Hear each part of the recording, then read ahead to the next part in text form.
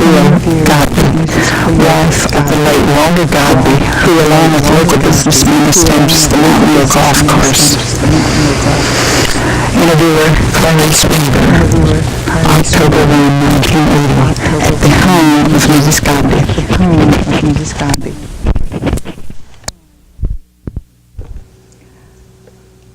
Mrs. Godby, could I find out a little bit about yourself before we start about the golf course? Maybe, where were you born? I was born in Dublin, Georgia. In Georgia. Mm-hmm. And you were married to Mr. Godby where? Down in Miami. He was in Miami. He was born and reared in Memphis, Tennessee. Do you mind telling your age or approximate? You don't have to be exact if you don't want to. You look so young, so whatever it is, you're a young whatever you are. Well, thank you very much, but I'm 78 years old. 78 years young. Well, that's great. And you spent your early married years in Florida? Miami, Florida. Yes. Well, I imagine Miami has changed a lot too since you left. Oh, it has. It's grew, mushroomed just like West Jefferson is now. Yes. Well, how did you find Ashe County from Miami, Florida? Well, I had been ill. I had a chronic, you want me to tell this? Yes, fever, I want to hear. chronic undulate fever condition.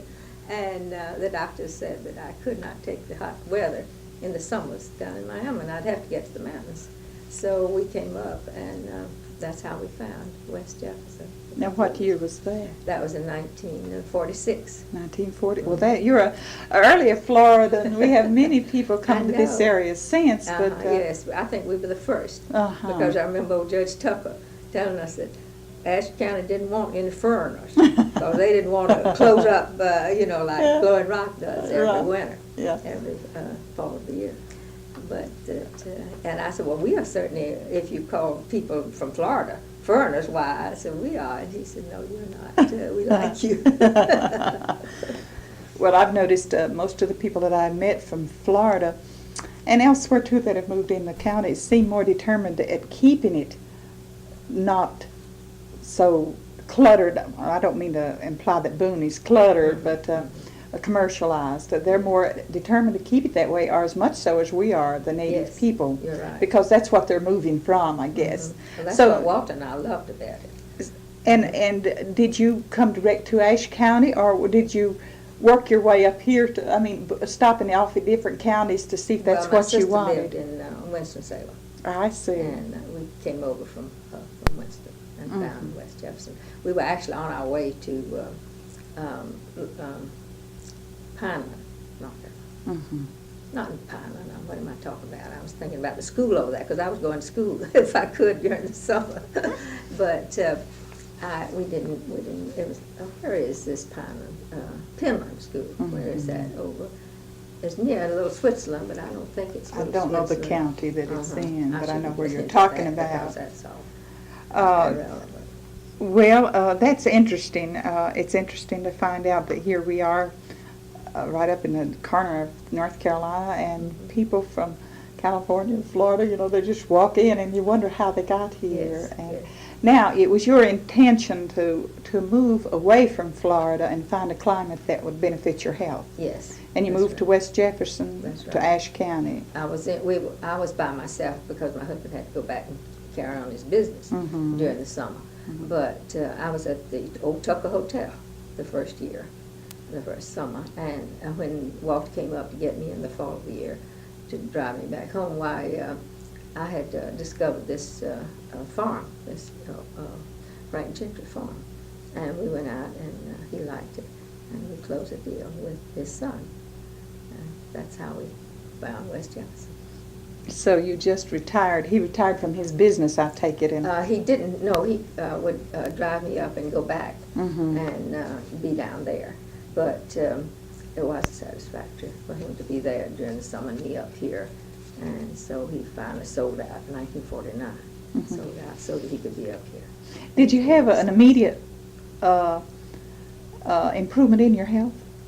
Yes. Oh, yes. Because I had been 2 summers before 1946. I had been on a hospital bed all summer, And that was not any way to live, so that's why it was very important to Oh, it's worth the get move, up to wasn't the it? mountains, yes, and it's such a delightful place. I've been very happy. Well, great. Now, when you bought this property, who owned it before you? Do you know? Frank Gentry. Frank Gentry. Oh, Well, I his used son, to mention it's known as the Frank Gentry Farm. Mm-hmm. And you bought the whole farm. Yes. I see. At that time, were your intentions of putting a golf course here, or did this come along, the idea That later? came along after he retired and was up here during the summer. He wasn't fully retired, but he could manage to be up here during the summer while he needed something to do, and that's when he conceived the idea of a golf course. Well, how did he convince our local businessmen, and were they friends of his that he just, how did he convince them? Newly That, made friends. I see. And they were interested in having a course. We understood that about 3 or maybe 5 years before that time, there had been a golf course started over in Jefferson, but that didn't last. I didn't know that. Didn't last. So they were anxious to get one going, and Walter was anxious to get one also underway.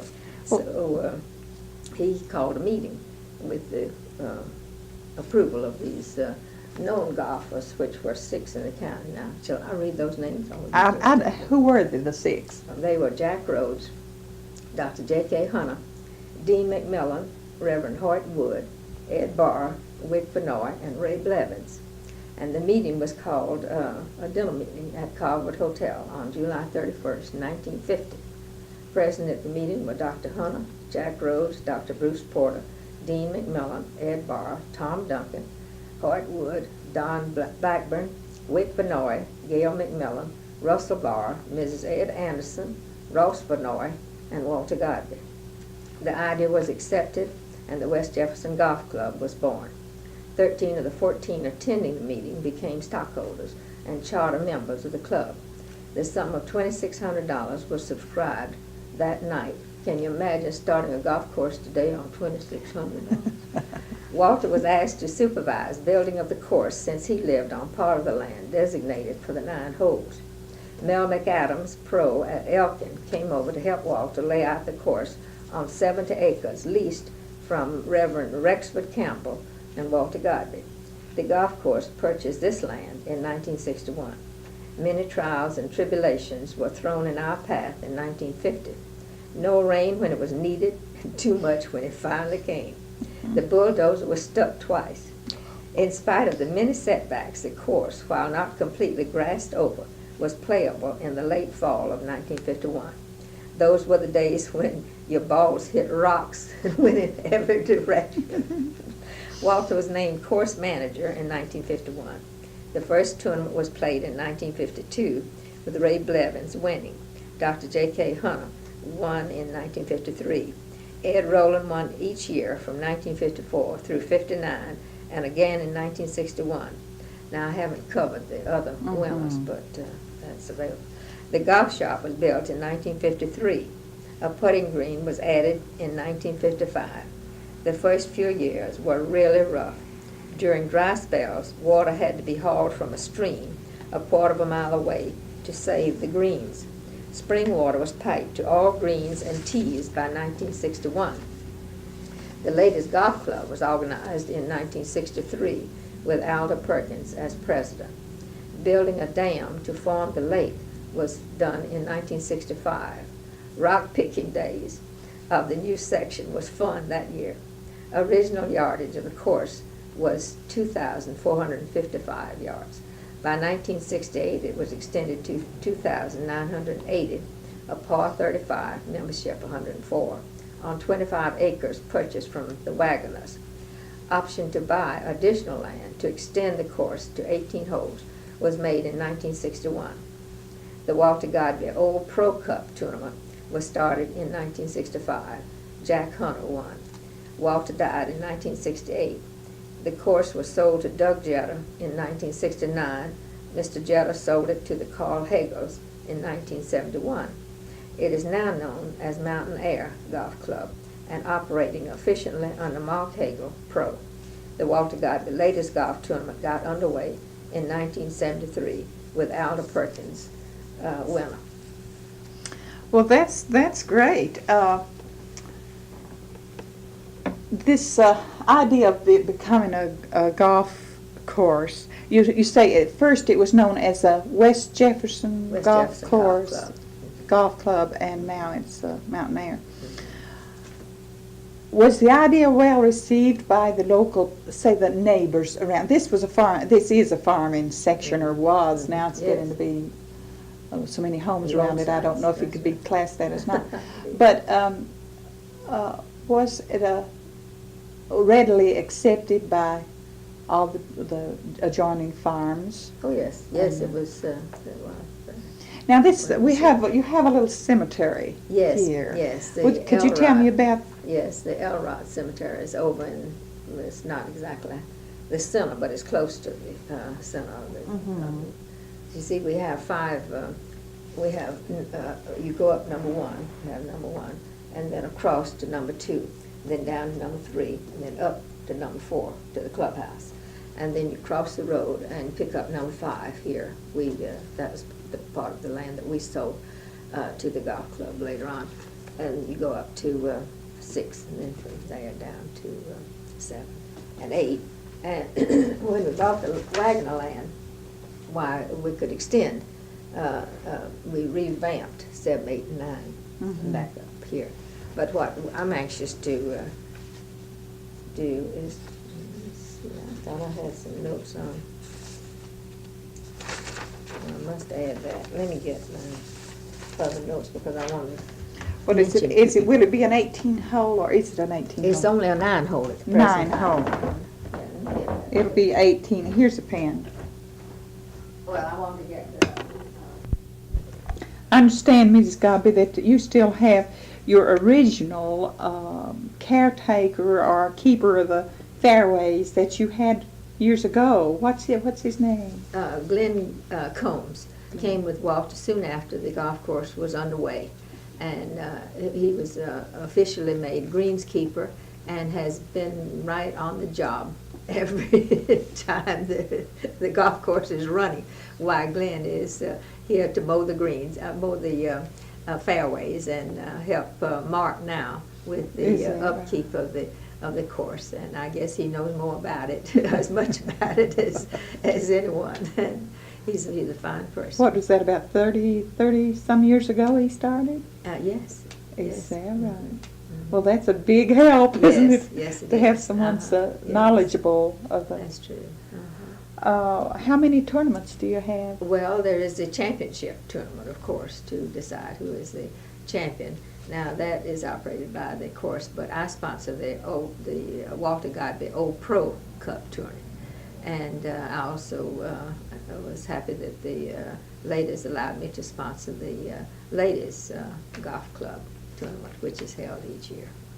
And the winner of the Old Pro Cup has to be won 3 years in succession to keep it, but I give an additional prize to the winner of each year.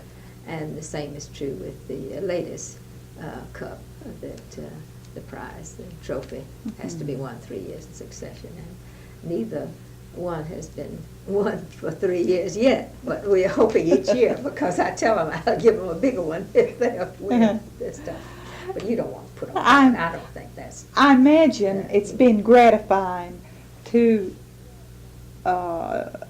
see what this course has done, jumped from what, about 6 or less than a dozen, less than a dozen golf players to what it is now. I notice it's so busy out there. Yes, and it is a lot of young people are playing golf. Busy An awful course. lot of Yes, a lot of them, because with Mr. Hagel, full pro, he can guide and teach from the very beginning. And many teenagers after each year.